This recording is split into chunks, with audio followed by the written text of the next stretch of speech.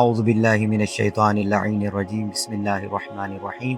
الحمد للہ رب العالمین الصلاة والسلام علی اشرف الانبیاء والمرسلین حبیبنا وحبیب الہ العالمین ابی القاسم محمد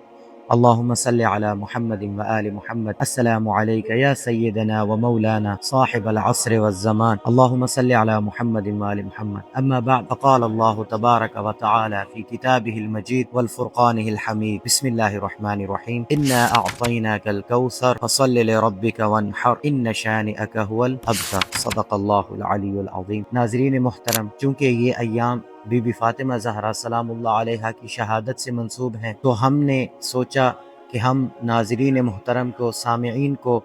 بی بی فاطمہ زہرا سلام اللہ علیہا کے خطبے کا مختصر تعارف کروائیں، جس کو خطبہ فدق کہا جاتا ہے۔ یہ خطبہ بی بی نے کیوں دیا؟ اس کی وجہ یہ ہے کہ فدق اس زمین کا نام ہے جس کو رسول اللہ صلی اللہ علیہ وآلہ وسلم نے جناب فاطمہ زہرا سلام اللہ علیہا کو ہدیہ میں دیا۔ یہ زمین فاطمہ زہرا سلام اللہ علیہا سے وقت کے حکام نے چھین لیا، تو بی بی فاطمہ زہرا سلام اللہ علیہا نے فدق کو لینے کے لیے، یعنی اپنا حق واپس لینے کے لیے، یہ خطبہ مسجد نبوی میں ارشاد فرمایا۔ یہ خطبہ سننے والے مہاجرین، انصار، اصحاب اور وقت کے حکام تھے۔ بی بی فاطمہ زہرا سلام اللہ علیہا نے اس خطبے میں فقط فدق کے موضوع کو بیان نہیں کیا، بلکہ مختلف جو ہے